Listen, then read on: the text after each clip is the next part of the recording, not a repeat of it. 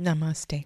Welcome back, beautiful souls, to Decks I Recommend. And this 9th episode is the feel-good episode. And this one, believe it or not, was one of the most difficult categories to select decks. And I read through Nova's description. I'll just read it for you right now. A deck that uplifts, encourages, and energizes, whether through color, artwork, or message. This one is a perfect feel-good recommendation for readers who want joy and empowerment. And so I wrote those two words at the top of a page and sat in front of my tarot library and asked myself this question: what decks do I feel that myself, or perhaps for queerants, others in my life that I read for regularly, could get that kind of feeling from a deck, one of both joy and empowerment? And I didn't want this category to be silly decks, but ones that truly let your inner light shine. And I hope that the 4 that I have selected for you today make you feel that way, and you can understand why I have put them on the table today. And these are Journey of the Sacred Bee by Kelly Burton, The World of Hilda by Reese Marin, Fyodor Pavlov Tarot, and the Muse Tarot by Chrisanne. This was the only deck in this category, The World of Hilda Tarot, that was a no-brainer for me. It doesn't come with yellow edges. I edged this in yellow. There is something about the art of Dwayne Bryars and this curvaceous, very funny, self-loving character that indeed creates a sense of joy and empowerment. I don't think there is a card in this deck that just doesn't make me feel good. Hilda is hilarious, and she is stubborn, and she is creative and inspiring.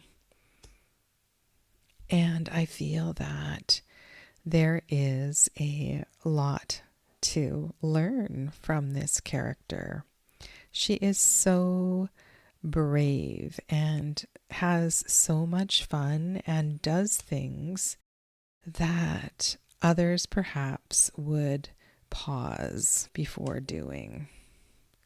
And I love the way that he has captured, well, perhaps sun scrapes on her knees or sunburns on her knees, like the effects of her mistakes or her forwardness or her adventureness certainly are included in these pictures.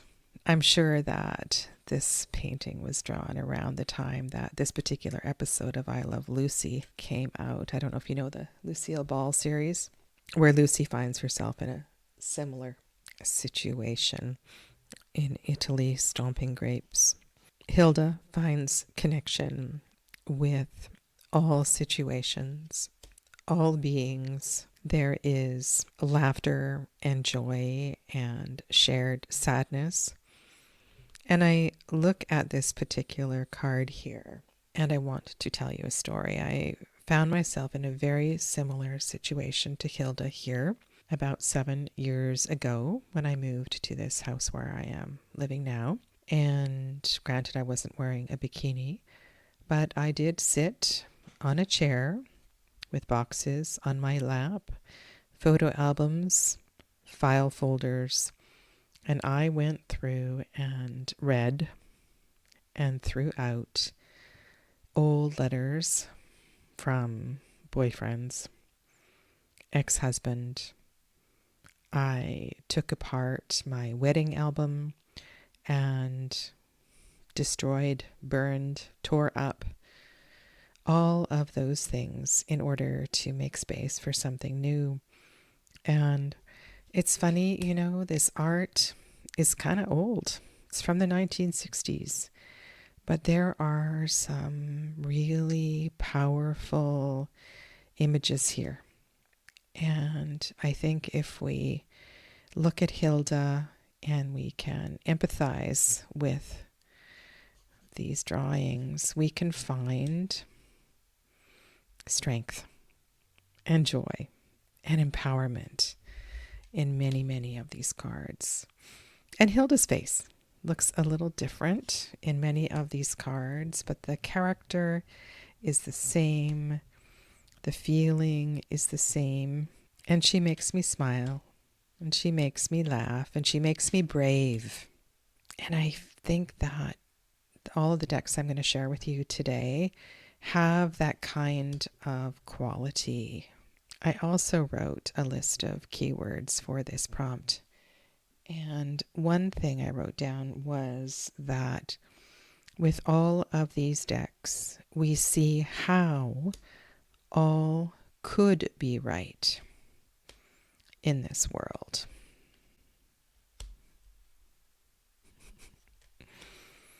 Yeah, I completely recommend The World of Hilda as a feel-good deck. In this series, I am including 2 mass market and 2 self-published decks for each of the categories. And this is the second self-published deck. This is Journey of the Sacred Bee by Kelly Burton. This deck is saturated in rich, luscious colors, lots of purples and magentas. It really does make me feel good. It does give me hope for this world, and it reminds me of the power of connection with the natural world and the beauty and the love and support that we can find with this kind of connection. This Princess of Discs is so beautiful. The symbols on the bottom speak to Golden Dawn associations, and because I am familiar with that system, this deck also resonates deeply. There's something tremendously comforting in this deck, in the colors of this card. And I love how the bee here is entering bravely into the church, willing to receive support and maybe knowledge as well. I'm looking at the Mercury symbol here. Never thought about that. I feel transported in these colors and in the sacred geometry. It kind of enlivens me. And Nova used the word uplifts, and I think that's perfect for this deck. I feel uplifted by these cards. If you don't know the decks by Kelly Burton, there are several of them. There were initially 3. This is Journey of the Sacred Bee, which is Golden Dawn based, and Keeper of the Sacred Bee, which I will show in another episode, is Waite-Smith based, and a beautiful oracle deck. Oh my goodness, it's just absolutely luscious. And now there is another deck on Kickstarter, Flight of the Sacred Bee, I believe. Knight of Discs. There's a truth to this deck as well too, and I think, oh my goodness, this King of Discs, I feel so strong when I look at these cards. And the layers of the collage are just gorgeous.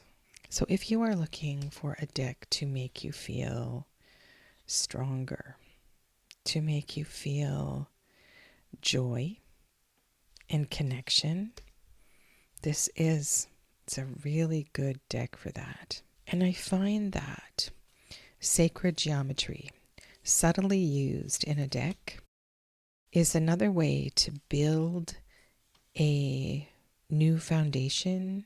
It's like a infrastructure that can help you rebuild something within. These decks also make me want to dance and laugh and sing and play and swim and be and remember and find joy in the connection that remembering brings. The colors of this deck just feel kind of healing And when I feel well, generally I feel joyful and I feel happy and I feel all those things that you read on the screen. There's something really sacred in this deck as well, too. It's like this deck reveals through the geometry, through subtle symbolism, this powerful healing that brings joy and brings strength and brings empowerment to make us feel good. The right of the sacral chakra is to feel. And if we take that to another level, it is to feel joy. Look at this beautiful Four of Wands card. Venus in Aries. And this Two of Swords. The layers here are absolutely stunning. Inspiring. Look at the strength of that magician. And so if you are looking for a deck that both encourages and energizes and brings you joy, I highly recommend Keeper of the Sacred Bee by Kelly Burton. The Fyodor Pavlov Tarot is a queer deck that truly does give me hope for this world. It makes me feel strong. It makes me feel good, happy. It makes me realize that perception is everything. And I love the owl facing the human, awaking in this card. The owl has a message. The owl is a mirror for this man. There is a tenderness here, a deep understanding in many of these cards. It shows pride and strength. It makes me smile how strong the figures in this deck are. The portrayals here are so well done. The art is really powerful too. What a great high priestess. Doesn't that make you want to feel strong and trusting in your beliefs, your principles, to trust your inner wisdom? All is right in this world. All is fair in this world. There is joy. And while the color palette here is very different from the Kelly Burton deck, the subtle use of color here is everything. It is so strong.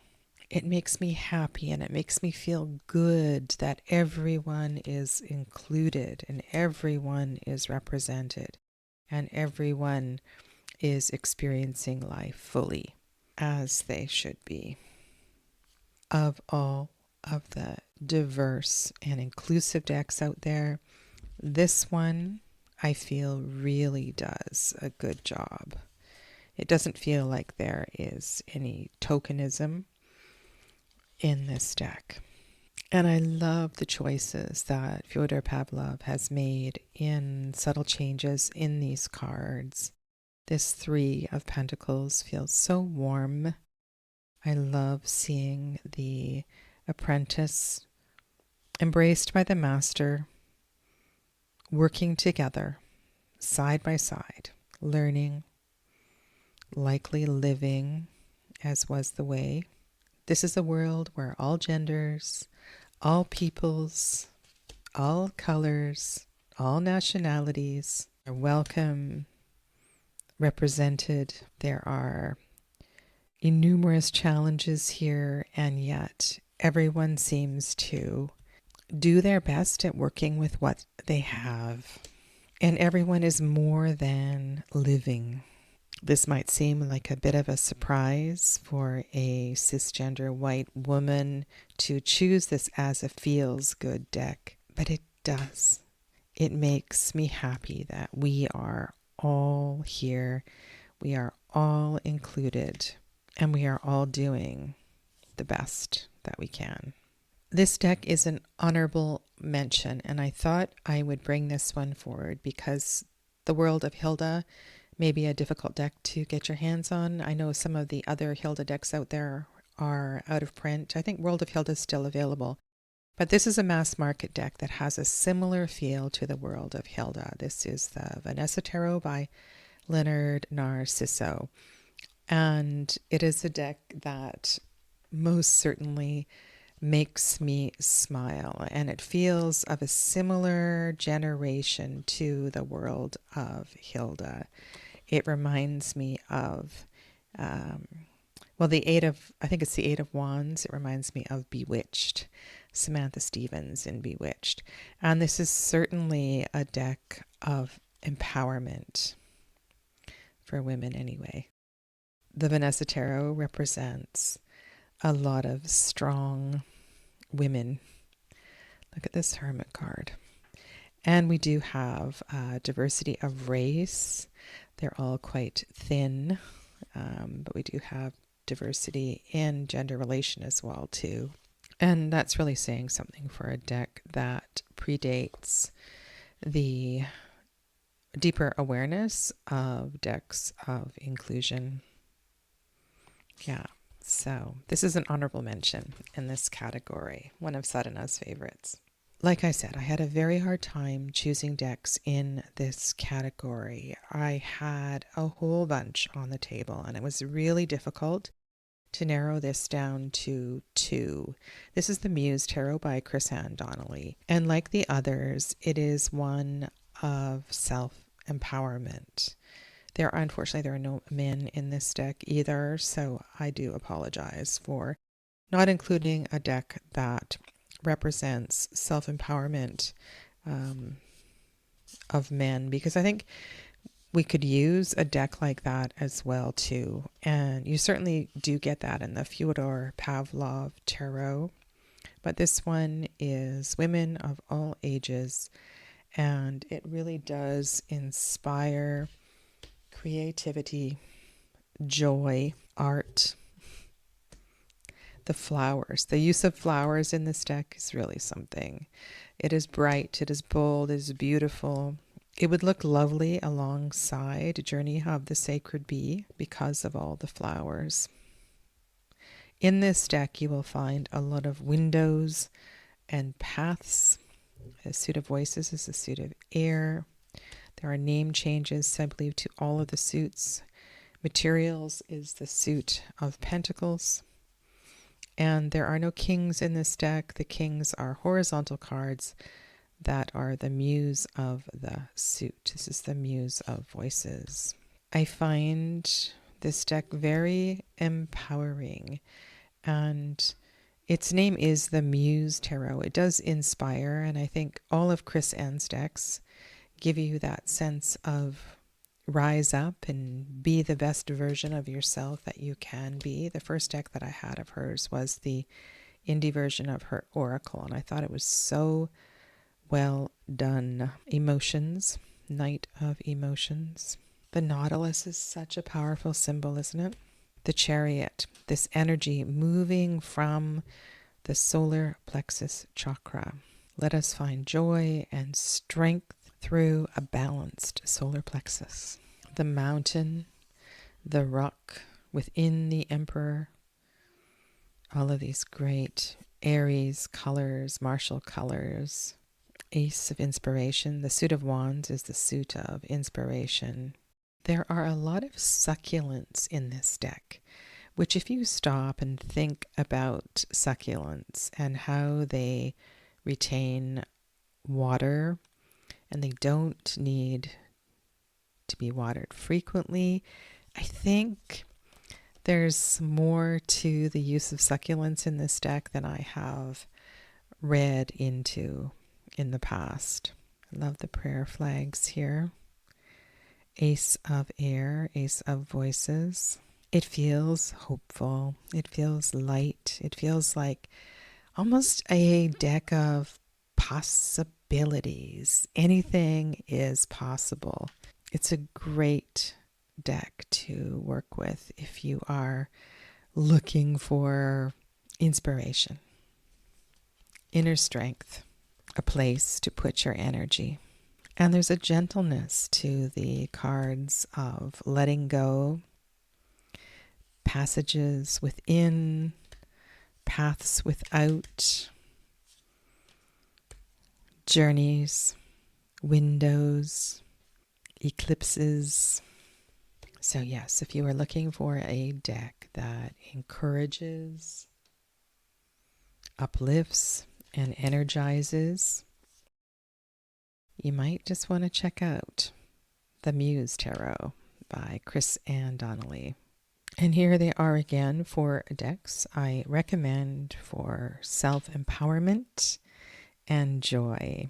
Left to right, the Muse Tarot by Chris and Donnelly, the Fyodor Pavlov Tarot, Journey of the Sacred Bee by Kelly Burton, and the World of Hilda Tarot by Reese Marin. These are the world cards in each of the decks. And here are the artist's portrayal of the Emperor. Thank you for joining me on this series. I look forward to your feedback. Take good care. Namaste.